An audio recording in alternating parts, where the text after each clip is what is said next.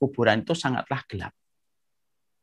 Kuburan itu pertama kali ketika didatangi sangatlah gelap. Ada satu penjelasan menarik yang disampaikan oleh Syekh Shalih Al-Munajjid. Mari kita perhatikan.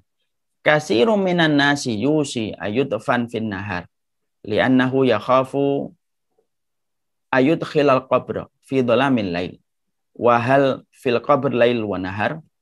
Syekh Shalih Al-Munajjid itu pernah ditanya oleh seorang penanya.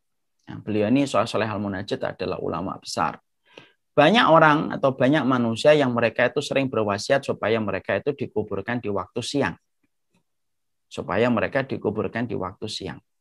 Karena mereka khawatir dan mereka takut kalau dimasukkan ke kuburan itu di waktu malam. Ya. Maka kemudian orang ini bertanya, apakah di dalam kuburan itu ada siang dan malam? Maka kemudian dijawab oleh Syekh Shalih Al-Munajjid, innama yuniru lahul qabra amaluhu as-salih.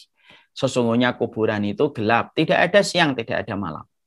Karena indikator siang itu dengan matahari, indikator malam itu dengan rembulan dan bintang.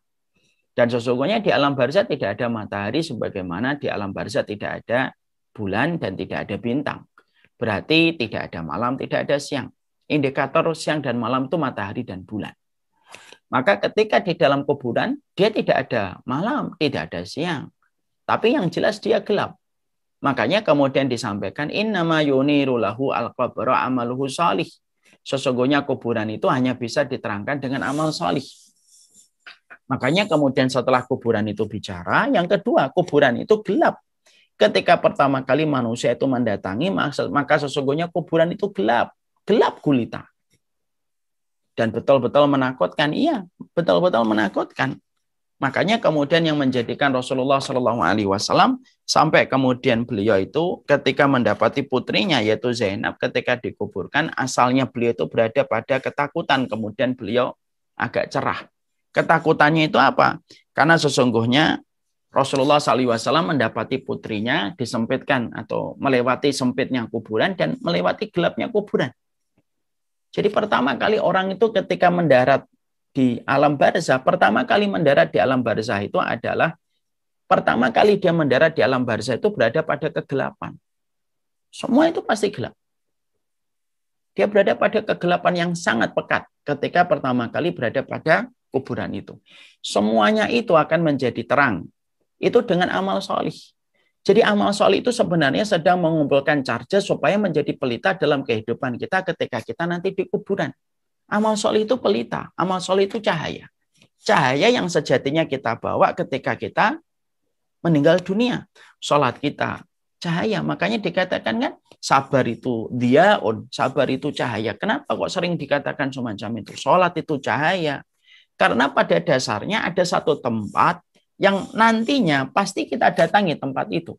Dan tempat itu gelap, gulita, menakutkan. Dan tidak ada pelita pada tempat itu kecuali amal solih yang kita lakukan. Karena amal solih itu akan berubah menjadi penjaga, amal solih itu akan berubah menjadi pelita dan cahaya yang menerangi tempat kita ketika kita berada pada alam barzakh. Jadi betul-betul gelap. Iya. Pertama kali gelap. Semua itu akan merasakan. Baik itu mukmin, baik kafir itu akan merasakan pertama kali itu kegelapan. Sampai akhirnya orang yang beriman, mereka akan diberikan tempat yang terang ketika setelah amal-amal solih yang dia lakukan itu betul-betul menjadi pelita baginya dalam kehidupan di alam barzakh. Bagi orang kafir tetap berada pada kegelapan. Kegelapan yang menakutkan, kegelapan yang menggelisahkan, kegelapan yang membuat depresi sampai hari kiamat nanti ditegakkan oleh Allah. Makanya kemudian kita dikuburkan siang atau malam, itu sebenarnya tidak ada efeknya. Artinya secara efek di dalam kubur itu tidak ada pengaruhnya. Mau dikuburkan malam, mau dikuburkan siang, maka sejatinya tetap gelap. Jadi kalau jangan kita membayangkan, kalau saya dikuburkan siang, berarti nanti di dalam kubur itu siang. Nanti saya kalau menghadapi mungkar dan nakir siang. Enggak. Di dalam barzakh itu tidak ada siang, tidak ada malam. Tidak ada matahari, tidak ada rembulan. Bagaimana ada siang dan ada malam? Tidak ada dia. Maka yang membuat terang itu bukan matahari. Yang membuat terang bukan lampu. Tetapi yang membuat terang kuburan kita adalah seluruh amal solih yang kita lakukan. Seluruh amal solih yang kita kerjakan. Maka itulah yang kemudian kita akan dapatkan. Itu menjadi pelita dalam kehidupan kita di alam kubur. Dan itu fakta yang kedua. Bahwasanya di dalam kuburan itu sangatlah gelap. Ini yang kedua. Fakta yang ketiga yang kita harus paham adalah sesungguhnya kuburan itu memiliki himpitan, celah yang sempit betul. Dan celah yang sempit ini kemudian betul-betul dirasakan oleh setiap orang. Baik orang yang beriman ataupun orang yang tidak beriman pun akan merasakan. Kuburan berbicara, baik kepada beriman dan tidak beriman. Kuburan itu gelap, baik kepada orang yang beriman dan tidak beriman. Kemudian kuburan itu juga celahnya sempit. Yang membedakan kalau dia orang solih, maka kuburan itu akan menyambutnya dan berkata yang baik untuk menghijaukan dirinya menyambut orang yang solih. Kalau dia orang yang solih ketika meninggal dunia, maka kegelapan itu akan berubah menjadi pelita sesuai dengan pelita amal solih yang dia lakukan di dalam hidupnya. Semakin banyak amal solihnya, semakin terang kuburan itu. Sebagaimana semakin lama kita ngecas lampu emergensi, semakin lama semakin terang ketika mati lampu. Maka kemudian itu pula yang kita bisa pahami dalam kehidupan antara dunia dan kematian kita. Yang ketiga akan mendapati celah yang sempit. Dan celah yang sempit ini dirasakan oleh setiap orang. Kecuali yang membedakan adalah kalau dia adalah orang yang beriman, celah yang sempit itu akan menjadi longgar setelah kemudian dimasukkan. Bagi orang kafir, celah itu tetap akan sempit, terus sudah gelap, sempit, dan ketika pertama kali dimasukkan ke kuburan, maka kuburan itu seakan-akan menolaknya, geram, dan mengatakan, apa yang memperdayakan kamu sampai kamu melupakan aku? Mana dalilnya Ustadz bahwasanya kuburan itu memiliki celah yang sempit? Bahkan anak-anak kecil pun tidak selamat dari celah yang sempit itu. Saking sempitnya sampai anak kecil yang meninggal dunia pun akan merasakan sempitnya celah itu. Maaf ya, kalaulah kemudian celah ini tidak sempit, yang pertama kali untuk layak tidak mendapatkan himpitan dari celahnya sempit ini adalah anak-anak kecil. Tapi kata Rasulullah, sampai anak kecil pun juga tidak selamat dari himpitan celah yang sempit ketika kita pertama kali mendarat di alam barzakh. Mari kemudian kita mempelajari apa yang disampaikan di dalam satu hadis Bukhari. Ketika Sa'ad bin Mu'adz meninggal dunia. Kita harus paham, Sa'ad bin Mu'adz ini, Masya Allah, Sa'ad bin Mu'adz ini seorang sahabat besar. Jadi Sa'ad bin Mu'adz ini merupakan sahabat besar. Sahabat ini adalah sahabat yang Masya Allah. Beliau ini merupakan salah satu sahabat Ansor yang memiliki karomah yang luar biasa. Ketika perang Khandaq, ada seseorang musyrik yang memanah dia. Panah dia kena tangannya, mengucur darahnya. Lalu kemudian dia berdoa, ya Allah, kalau masih ada urusan antara Nabi dengan Bani Quraidah, Bani Yahudi yang berkhianat kepada Nabi dalam perang Khandaq, maka hidupkan aku dulu ya Allah untuk membantu Rasulullah. Maka darah yang asalnya mengucur deras itu berhenti. Ini berhenti. Lalu akhirnya beliau pergi ke Bani Quraidah sebagaimana Rasulullah menyelesaikan Bani Quraidah pengkhianatan mereka setelah orang musyrik diporak-porandakan oleh angin ketika mereka balik ke Mekah dalam kondisi terhina. Sampai akhirnya menyelesaikan kemudian persoalan Bani Quraidah. Setelah selesai, Sa'ad bin Mu'adz berkata, kalau tugasku sudah selesai ya Allah, maka aku siap untuk kembali kepadamu. Maka darah yang asalnya mengering, tiba-tiba kemudian memancar kembali dengan deras dan akhirnya beliau meninggal dunia. Ketika meninggal dunia, Rasulullah Shallallahu Alaihi Wasallam itu menyampaikan bahwasanya taharrokalahul arsh.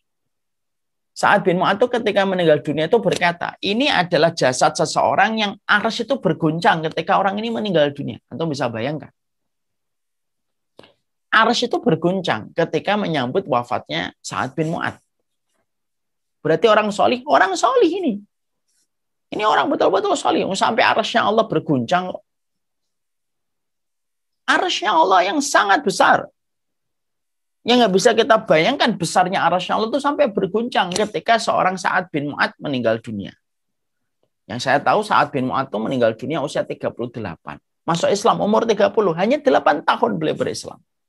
Tapi dalam 8 tahun itu memberikan luar biasa khidmah dan kontribusi yang beliau berikan kepada Rasulullah. Sampai Allah menerima setiap amal itu. Allah menerima setiap pengorbanan yang diberikan oleh Sa'ad bin Mu'adz. Makanya ketika meninggal dunia, berguncang arsy-nya Allah. Maka ketika Sa'ad bin Mu'adz itu meninggal dunia, perhatikan perkataan Rasulullah. Hadzal ladzi taharraka lahu al-arsy wa futihat lahu abwabus sama wa syahidahu sab'una alfan minal malaikah.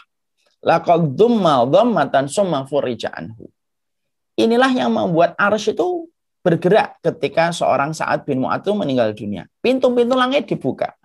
Lalu ketika dia meninggal dunia disaksikan oleh 70.000 malaikat yang menyaksikan meninggalnya Sa'ad bin Mu'adz. Yang menyaksikan itu 70.000 malaikat yang menyaksikan ketika Sa'ad bin Mu'adz itu dicabut ruh dari jasadnya. 70.000 malaikat itu melihatnya.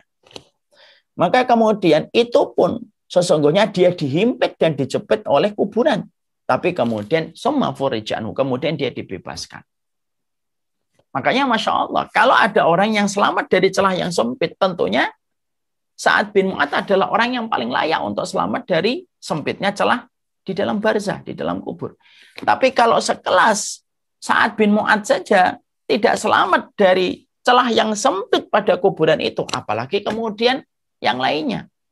Makanya betul kata Rasulullah SAW ketika kemudian beliau menyampaikan dalam satu riwayat yang lainnya, kalaulah ada yang bisa selamat dari sempitnya celah di alam kubur, tentunya bayi itu lebih layak untuk selamat dari sempitnya celah tersebut. Makanya dalam satu riwayat disampaikan, mari kita buka halaman 201. Dari Ali bin Ma'bad meriwayatkan dalam sanadnya, dari Ibrahim, dari seorang laki-laki, saya pernah berada di sisi Aisyah.